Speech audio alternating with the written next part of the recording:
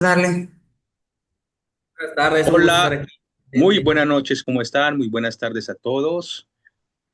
Soy el doctor Aley Sánchez de Transformando la Educación. Bienvenidos al quinto Congreso Internacional de Transformando la Educación. Hoy tenemos desde México la gran maestra, una gran ponente que me ha acompañado en otros congresos, la doctora Luz Elena Reyes Calderón. Es maestra en psicología y orientación vocacional, doctora en educación, asesora del Centro de Actualización del Magisterio Mérida, México de Yucatán. Y el tema de hoy en esta ponencia va a ser muy especial porque es la atención de alumnos con epilepsia en la comunidad escolar. Así que muy bienvenida, doctora Luz Elena. Este espacio es para ti. Buenas tardes, doctor. Muchas gracias por la invitación. Agradezco esta oportunidad de poder participar con ustedes y sobre todo que conozcamos un poquito más de lo que es la epilepsia y ahora sí los roles que tiene y más que nada el estigma que le rodea. Como podemos ver en este congreso, estamos trabajando con este tema.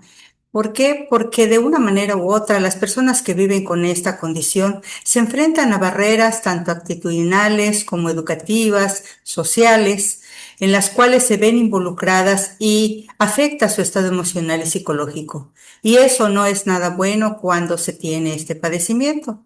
Entonces, les comparto, y bueno, ya lo comentó el doctor Harley, que yo trabajo en el Centro de Actualización del Magisterio en el estado de Yucatán.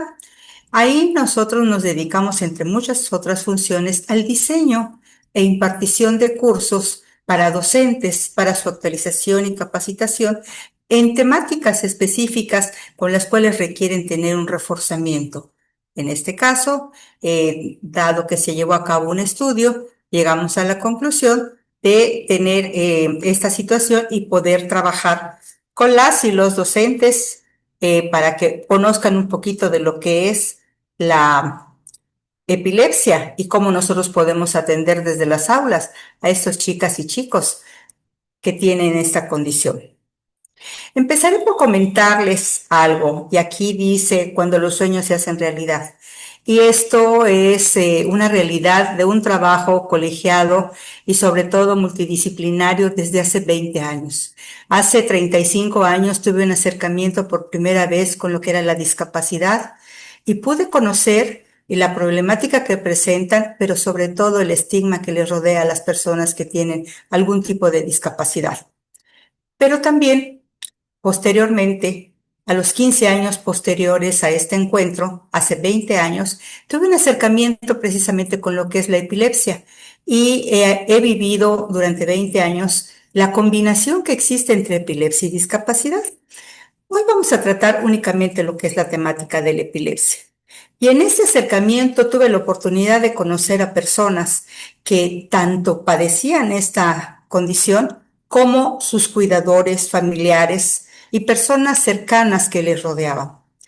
Y pude escuchar de viva voz todas esas situaciones por las cuales pasaron. Desafortunadamente hablamos mucho de inclusión, de sociedad, pero estamos muy lejos realmente de tener ese acercamiento real.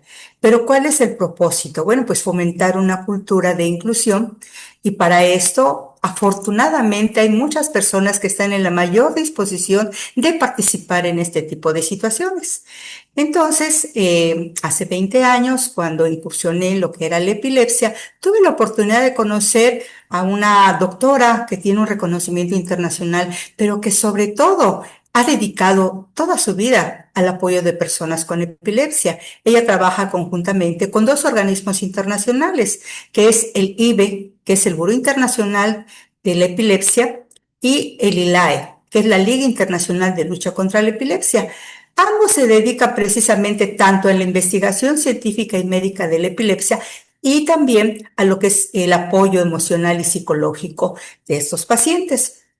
Pues bien, trabajando con ella, en algún momento me invitó a participar en algunos trabajos y en algunos congresos y platicando en todo esto, habíamos visto muchas situaciones y problemáticas, pero surgió una inquietud. ¿Qué podemos hacer? ¿Y cómo podemos hacer para que ese estigma se vaya erradicando? para que las personas que tienen esta condición tengan las oportunidades, como todos los demás, y puedan vivir una vida digna, una vida completa, ¿sí? Que si bien ya vivir con esa condición se les dificulta, ahora vamos a unar que no les permiten el acceso a integrarse en la vida socialmente activa de una comunidad, de un país, del mundo entero, pues entonces sí se multiplican las condiciones. Y pensando en todo esto, llegamos a la conclusión de que para fomentar esa cultura teníamos que trabajar pues precisamente en la raíz y que era a través de la educación, tanto de la educación formal como la informal. Y en este caso, pues teníamos que empezar a trabajar con los niños, porque los adultos ya tenemos una concientización especial. Sí podemos cambiar, pero es más fácil ir creando esos pequeños semilleros que son los niños y las niñas que hoy están en las escuelas, para que ellos vayan creciendo con una cultura diferente, con un enfoque inclusivo, en donde vean a las personas con epilepsia o con discapacidad, con cualquier tipo de condición, de manera que son iguales, que no son diferentes y que por el contrario podemos crear en algún momento esa resiliencia, podemos ser esos agentes resilientes que en vez de segregar, podemos incluir. Y qué mejor que los niños. Y la verdad tuve experiencias muy bonitas en donde vi que en ocasiones somos los adultos los que no tenemos esa apertura. Sin embargo, los niños se convierten en protectores de niñas y niños en las escuelas que tienen alguna discapacidad o que presentan epilepsia. Y es ahí donde pensamos en trabajar. Pero ¿cómo lo íbamos a hacer? Bueno, pues teníamos la idea de que pudiéramos tener el acercamiento a las escuelas, pero pensamos también en los agentes de primer contacto que después de los médicos tenemos ese acercamiento con esas niñas, niños, adolescentes que están estudiando. Y somos los maestros. Los maestros tenemos el arte de enseñar. Tenemos esa vocación. ¿Y por qué no pensar en algún momento fortalecer esas herramientas que ellos necesitan, esas habilidades, capacidades y destrezas que tienen, pero para que puedan ellos interactuar con estos niños? Porque se llevó a cabo una investigación en el cual en 5 escuelas de la zona 4 del estado de Yucatán nos brindó las facilidades el doctor Mario Toledo para poder tener acceso a 5 escuelas en las cuales se presentó un instrumento de medición para poder evaluar cuál era la conceptualización que tenían las y los docentes con respecto a esta temática. Posteriormente se modificó este instrumento y se volvió a emitir otro instrumento y que nos arrojó mucha información. Tomando en cuenta esta información, nosotros pensamos en algún momento en hacer algo. ¿Y por qué no? Si estamos en el Centro de Actualización del Magisterio y la doctora Lilia Núñez tiene todo ese conocimiento médico, neurológico y científico, pues unir esfuerzos para hacer algo bueno, algo bonito, contribuir para que las personas tengan una vida digna y sobre todo fortalecer en algún momento la sociedad. Esa sociedad económicamente activa que nos demanda muchas cosas. Entonces, trabajamos conjuntamente y ahora tengo el gusto de presentarles a quién fue el motivo de inspiración para poder realizar todo este trabajo de 23 años que hemos estado haciendo. Ella es una joven con epilepsia y discapacidad yucateca, ¿sí? Pero que es una gran guerrera. Ella se llama Clavel. Y esta chica nos ha enseñado a tener esa paciencia, a tener esa fortaleza, a tener esa actitud, ¿sí? De defender sus derechos, de poder enfrentar situaciones y sobre todo no dejarse vencer. Y eso es el motivo por el cual muchas personas que tienen esta condición a veces abandonan sus sueños, pero no los vamos a abandonar. Al contrario, los vamos a incrementar. Tengo el gusto de presentarles a parte de ese equipo multidisciplinario que ha contribuido para que podamos nosotros realizar este sueño. En el lado superior tenemos al doctor Mario Toledo Pérez, que es supervisor de escuelas secundarias en la zona 4 en Mérida, Yucatán. También tenemos a Clavel, bueno, que se dedica también a apoyar a muchas personas. La doctora Katia, sí, que ella trabaja en los centros de actualización, perdón, en los centros de atención múltiple, porque ella es directora de USAER. Al centro tenemos a la doctora Lilia Núñez Orozco, que es la persona fundadora, ¿sí? Y presidenta del capítulo mexicano del Buró Internacional para la Epilepsia, que es la representación internacional en México de lo que es el IBE. También tenemos a mi compañera y amiga, la maestra Ana Leticia Cabrera Ucam, que es quien contribuyó para que ambas diseñáramos este curso de actualización. Y también abajo, a la izquierda, tenemos la presencia de la doctora Lourdes Fava. Ella es cubana y tiene mucho conocimiento sobre proyectos educativos. Y también al lado izquierdo, al lado derecho, abajo, tenemos al doctor Cuauhtémoc Lara, que también participó muy activamente para que este sueño se hiciera realidad. Y bueno, pues tenemos aquí a una servidora, Luz Helena Reyes, que siempre ha querido mejorar la calidad de vida de las personas que tienen alguna condición. Como les comparto, tengo el gusto de presentar a ustedes lo que es ya hoy por hoy el curso Atención de Alumnos con Epilepsia en la Comunidad Escolar, que está considerado dentro del Catálogo Nacional de Cursos Extracurriculares en Procesos de Admisión en Educación Básica. ¿Esto qué es? Aquellos maestras y maestros que aspiran a tener una plaza en la educación pública. Y bueno, los sueños a veces se realizan y esto ya no fue un sueño, fue una realidad. Este curso se impartió el día 3 de marzo del 2026 y concluyó el día 24 de marzo en Mérida, Yucatán.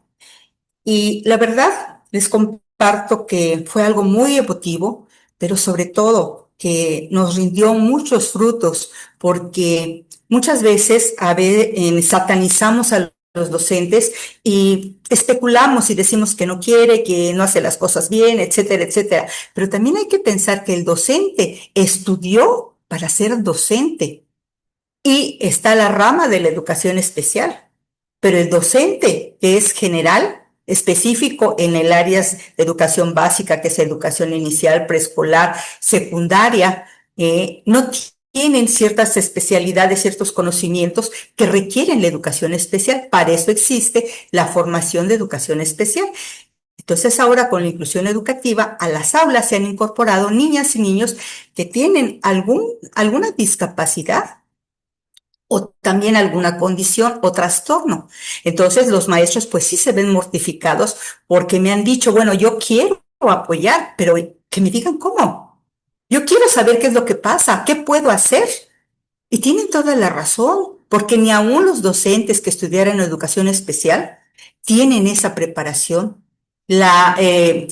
Ahora sí que la currícula de las escuelas normales tiene ciertas materias, pero no abordan todas estas temáticas. Entonces hay que pensar en qué podemos hacer de manera extracurricular para que ellos tengan esas fortalezas educativas.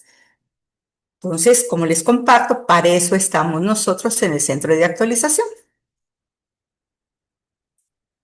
Como les comentaba, realmente la educación es un tesoro. Con la educación tenemos muchas cosas, tenemos cultura, conocimientos, pero también aprendemos a sensibilizarnos y a tener apertura para muchas cosas. Existe la educación formal y la educación informal. Entonces, nosotros como docentes trabajamos la educación formal, pero de manera informal como ciudadanos, dentro de los roles en los cuales nos podamos desempeñar, también tenemos la oportunidad de poder contribuir, de participar, de colaborar y, ¿por qué no?, aportar, aunque sea un granito de arena, para mejorar la calidad de vida de muchas personas.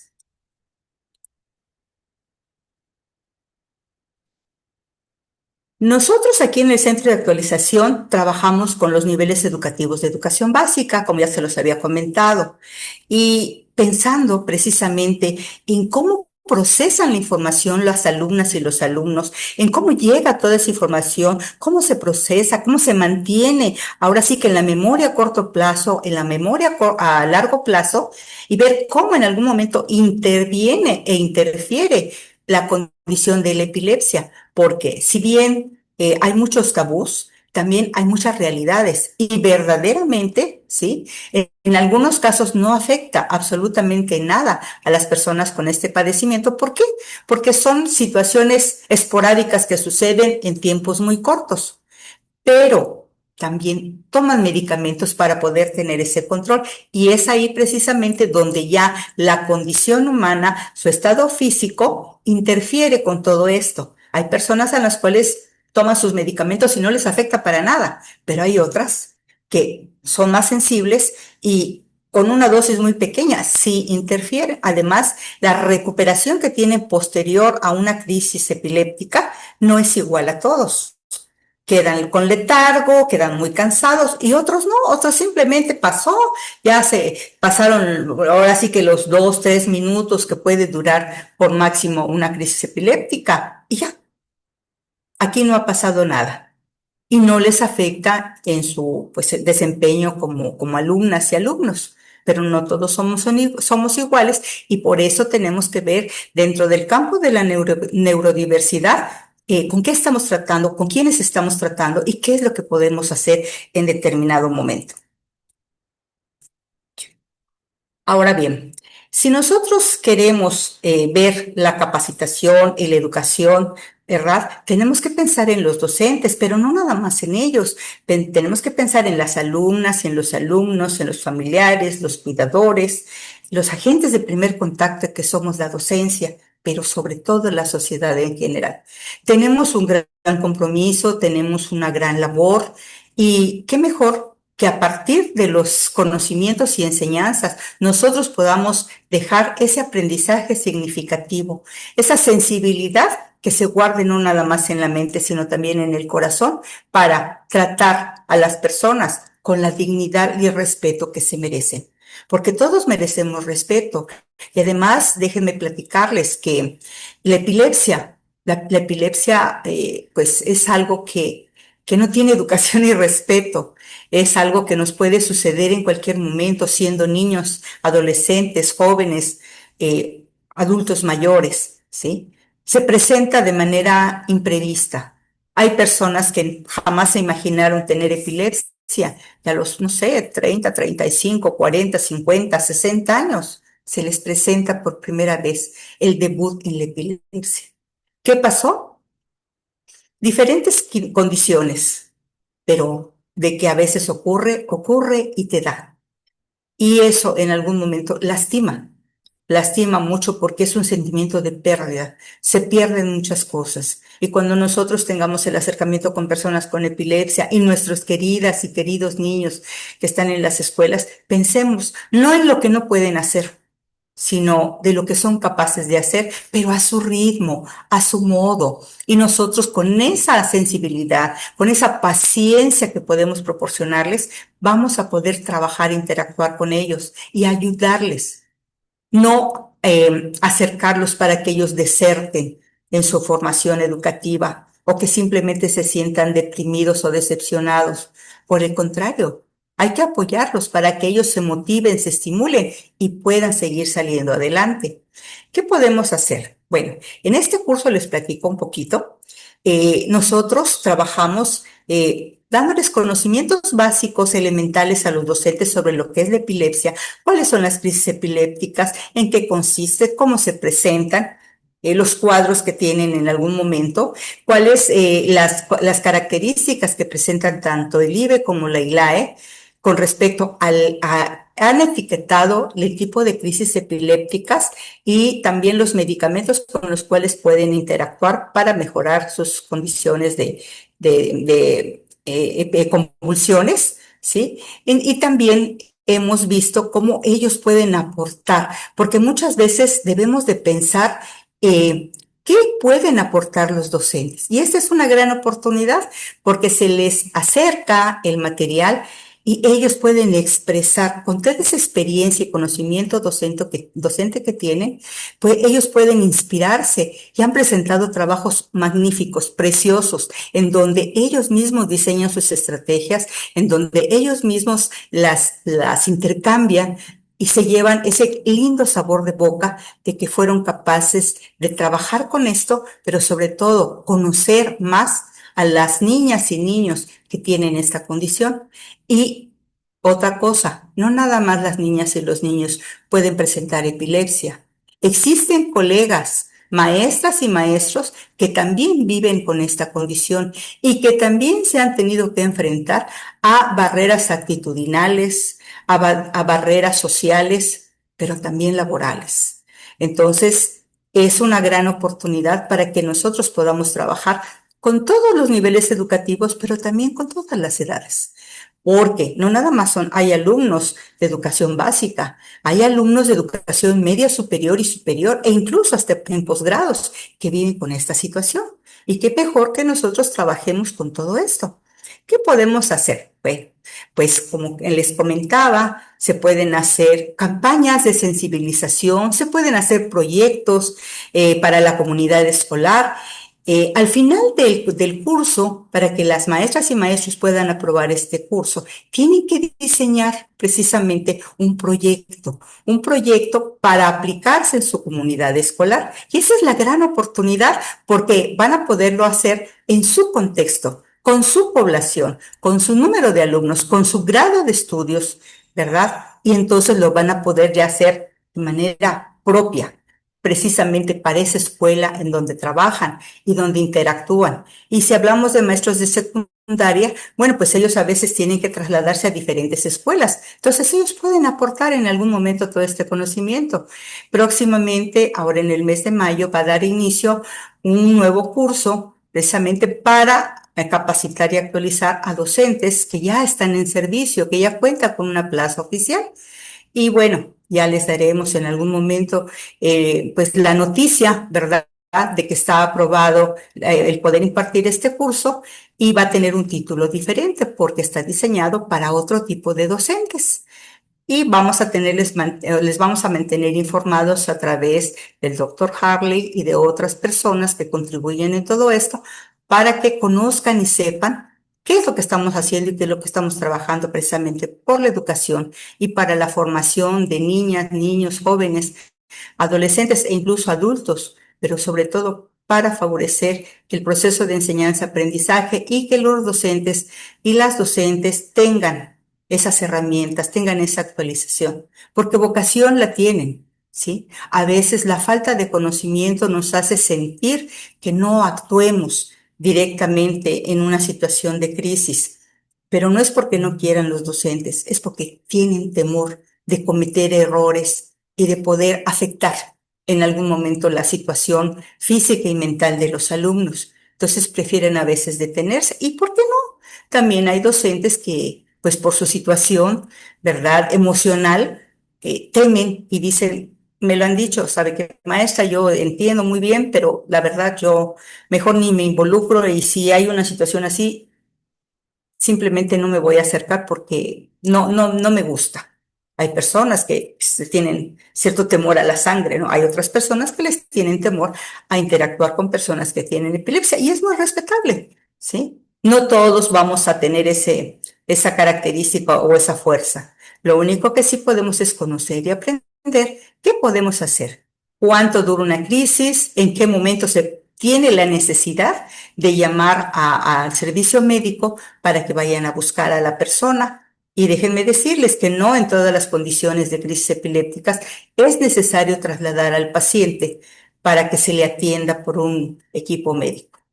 Las crisis convulsivas pueden durar hasta 3 minutos sin peligro y riesgo. Simplemente es esperar a que el paciente termine de convulsionar, termine sus crisis y tenga el proceso de recuperación.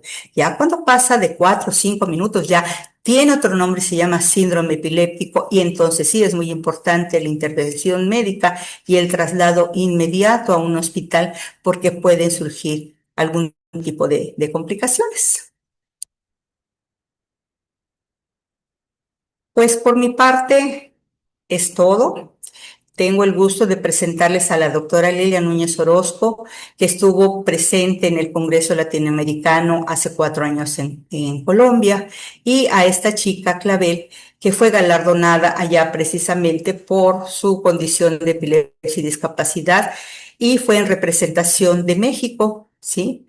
Representando a las jóvenes y jóvenes que tienen epilepsia en nuestro país, y allá presentó no podemos decir una ponencia, pero sí una plática muy extensa y muy creativa para que las personas escuchen de viva voz qué es lo que piensan, qué es lo que sienten y qué es lo que quieren las niñas y niños y todas las personas que tienen este padecimiento. Y sobre todo, el orgullo más grande que podemos tener es haber visto ondear nuestra hermosa bandera de México, sí, en un país extranjero, por una joven yucateca con epilepsia y discapacidad.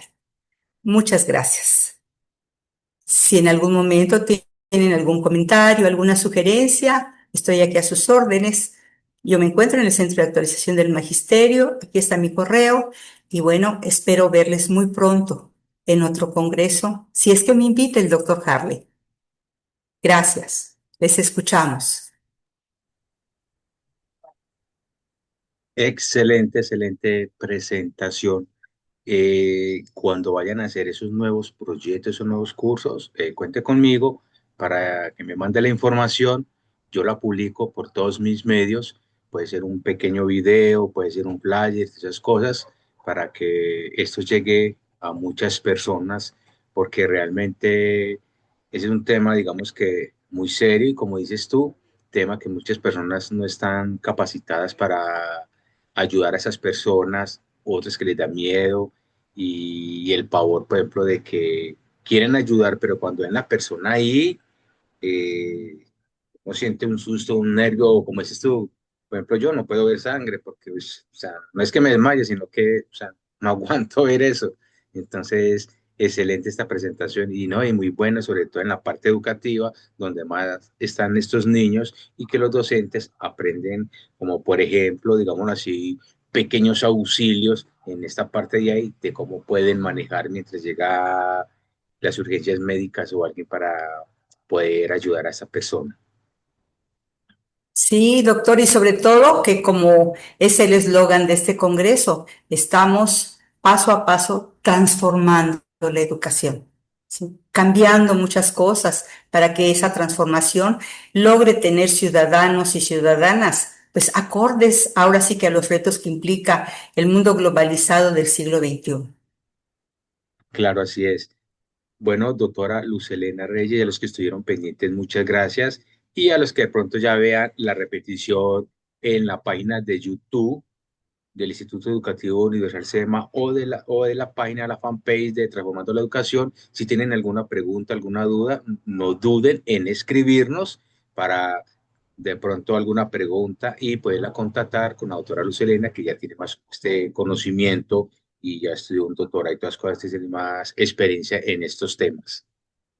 Así que muchas gracias, un cordial saludo a todos desde Medellín, Colombia, a estas personas que estuvieron por allá mirando y observando. Bueno, en esa parte pues México, Yucatán, que eso es hermoso. Algún día, siempre le he dicho a usted que algún día espero ir por allá, que me contó y que yo sé pues en Quintana Roo eso, wow, fue súper especial. Así que muchas gracias, un fuerte abrazo, Dios me los bendiga a todos y gracias por estar ahí acompañándome. Muchas gracias. Un abrazo a la distancia. Bendiciones. Amén.